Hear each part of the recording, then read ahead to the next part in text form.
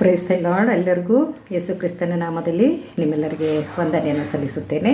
ಈ ದಿನದ ದೇವರ ವಾಕ್ಯವು ಪ್ರಕಟಣೆಗಳು 5ನೇ ಅಧ್ಯಾಯ ವಚನ 1ರಿಂದ 11 ವಚನಗಳು.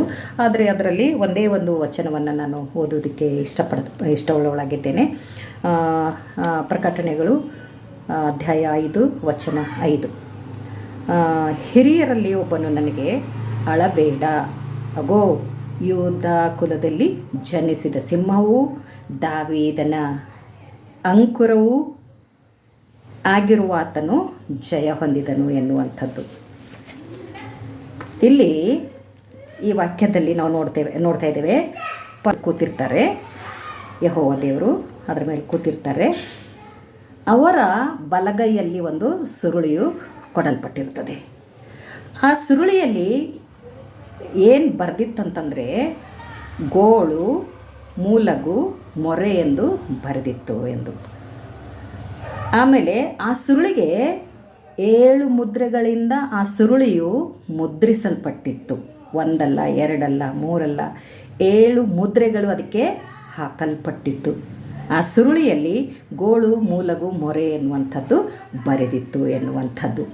ಗೋಳು ಅಂದರೆ ಪ್ರಲಾಪ, ಅಳುವಂಥದ್ದು, ರೋಧನ ಮಾಡುವಂಥದ್ದು ಎಂದು ನಾವು ನೋಡುವವರಾಗಿದ್ದೇವೆ. ಅದು ಲೆಮೆಂಟೇಷನ್ ಅಂಥೇಳಿ ಇಂಗ್ಲೀಷ್ನಲ್ಲಿ ಅದಕ್ಕೆ ಬರುವಂಥ ಅರ್ಥವಾಗಿದೆ. ಮೊರೆ ಯಾವಾಗಲೂ ಸಂಕಟ ಪಡುವಂಥದ್ದು, ಒಳಗೊಳಗೆ ಮೂಲುತ್ತಾ ಇರುವಂಥದ್ದು, ತೀವ್ರ ವ್ಯಥೆಯನ್ನು ಪಡುವಂಥದ್ದಕ್ಕೆ ಮೊರೆ ಅಂತ ಹೇಳುವಂಥದ್ದಾಗಿದೆ. ಅದು ವಾವ್ ಇಂಗ್ಲೀಷ್ನಲ್ಲಿ. ಮೂಲಗು ಅಂತಂದರೆ ಶೋಕ. ಈಗ ಮನೆಯಲ್ಲಿ ಯಾರಾದರೂ ಈ ಲೋಕವನ್ನು ಬಿಟ್ಟು ಹೋದಾಗ ಆಗುವಂಥ ಶೋಕ ಭಯಂಕರವಾಗಿರ್ತದೆ. ಅಂಥ ಶೋಕ, ಯಾವಾಗಲೂ ನೋವನ್ನು ಅನುಭವಿಸುವುದು ಅದು ಮಾರ್ನಿಂಗ್ ಅಂತ ಇಂಗ್ಲೀಷ್ನಲ್ಲಿ. ಮಾರ್ನಿಂಗ್ ಅದು ಎಷ್ಟು ತೊಂದರೆ ಕೊಡ್ತದೆ ಆತ್ಮಕ್ಕೆ, ಶರೀರಕ್ಕೆ ಅಂತಂದರೆ ಅದು ಹೇಳತೀರದಾಗಿರ್ತದೆ. ಅದು ಪಾರಿವಾಳವು ಯಾವಾಗಲೂ ನಮ್ಮ ಸಲುವಾಗಿ, ನಮ್ಮ ವಿಷಯವಾಗಿ ದೇವರ ಬಳಿಯಲ್ಲಿ ಮೂಲುಗುತ್ತಾ ನಮಗಾಗಿ ವಿಜ್ಞಾಪನೆ ಮಾಡುವಂಥದ್ದಾಗಿದೆ ಅಂತೆ.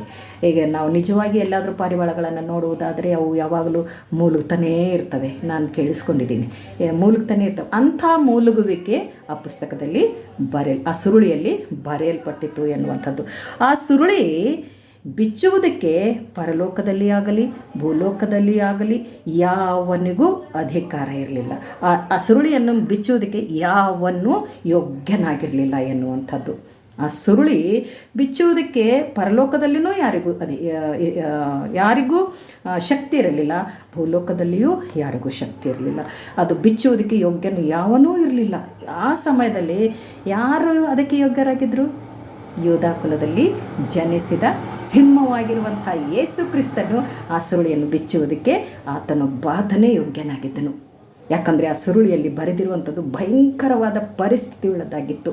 ಅದಕ್ಕೋಸ್ಕರ ಯೂದ ಕುಲದಲ್ಲಿ ಜನಿಸಿದ ಸಿಂಹವಾಗಿರಲಿಕ್ಕಿರುವಂಥ ಯೇಸು ಕ್ರಿಸ್ತನು ಆ ಸುರುಳಿಯನ್ನು ಬಿಚ್ಚುವುದಕ್ಕೂ ಮತ್ತು ಆತನು ಅದನ್ನು ತೆಗೆದು ಅದರ ಮುದ್ರೆಯನ್ನು ಒಡೆಯುವುದಕ್ಕೆ ಯೋಗ್ಯನಾಗಿದ್ದನು. ಯೂದ ಕುಲದಲ್ಲಿ ಜನಿಸಿದ ಸಿಂಹ ಮತ್ತು ದಾವೀದನ ಅಂಕುರದವನು ಯಾರು? ಯೇಸು ಕ್ರಿಸ್ತನು. ಆತನೇ ಆ ಸುರುಳಿಯನ್ನು ಮತ್ತು ಆ ಸುರುಳಿಯ ಮುದ್ರೆಯನ್ನು ಒಡೆಯೋದಕ್ಕೆ ಯೋಗ್ಯನಾಗಿದ್ದನು. ಆತನೇ ಯೇಸು ಕ್ರಿಸ್ತನು ಎನ್ನುವಂಥದ್ದನ್ನು ನಾವು ನೋಡ್ತಾ ಇದ್ದೇವೆ. ತನ್ನ ರಕ್ತದಿಂದ ಸಕಲ ಕುಲ, ಭಾಷೆ, ಜನಾಂಗದವರನ್ನು, ಪ್ರಜೆಗಳನ್ನು ಆತನು ಬಿಡಿಸುವುದಕ್ಕಾಗಿ, ರೋದನದಿಂದ ಬಿಡಿಸುವುದಕ್ಕಾಗಿ, ಪ್ರಲಾಪದಿಂದ ಬಿಡಿಸುವುದಕ್ಕಾಗಿ, ಸಂಕಟದಿಂದ ಬಿಡಿಸುವುದಕ್ಕಾಗಿ, ತೀವ್ರತೆಯಿಂದ ಬಿಡಿಸುವುದಕ್ಕಾಗಿ, ಆ ಪುಸ್ತಕದಲ್ಲಿ ಬರೆದಿರುವಂಥ ಭಯಂಕರವಾದ ಪರಿಸ್ಥಿತಿಗಳೇನಿದ್ವಲ್ಲ ಅದರಿಂದ ಬಿಡಿಸುವುದಕ್ಕೋಸ್ಕರ ಆತನು ಈ ಲೋಕಕ್ಕೆ ಬಂದು ತನ್ನ ಪ್ರಾಣವನ್ನು ಶಿಲುಬೆ ಮೇಲೆ ಕೊಟ್ಟು ತನ್ನ ರಕ್ತವನ್ನು ಸುರಿಸಿ ಈ ಜನರನ್ನು ಕೊಂಡುಕೊಂಡನು, ಖರೀದಿ ಮಾಡಿದನು ಎನ್ನುವಂಥದ್ದನ್ನು ನಾವು ಈ ದೇವರ ವಾಕ್ಯದಲ್ಲಿ ನೋಡೋರಾಗಿದ್ದೇವೆ.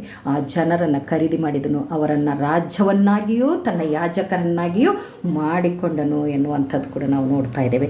ಯಾರ್ಯಾರು ಯೇಸು ಕ್ರಿಸ್ತನ ಮೇಲೆ ನಂಬಿಕೆ ಇಡುತ್ತಾರೋ ಅವರನ್ನು ತನ್ನ ರಕ್ತದ ಮೂಲಕ ಪಾಪಗಳನ್ನು ತೊಳೆಯುವುದಕ್ಕೆ ನಮ್ಮನ್ನು ಎಂದಿಗೂ ಕರೀತಾ ಇದ್ದಾನೆ. ನಾವು ಆತನ ಕರೆಯುವಿಕೆಗೆ ಆತನ ಇನ್ವಿಟೇಷನ್ಗೆ ನಾವು ಕೊಡ್ತಾ ಇದ್ದೀವ? ನಾವು ಆತನ ಪರಿಶುದ್ಧ ರಕ್ತದಲ್ಲಿ ನಮ್ಮ ಪಾಪಗಳನ್ನು ತೊಳೆದುಕೊಳ್ಳುವುದಕ್ಕೆ ಸಿದ್ಧರಾಗಿದ್ದೀವ?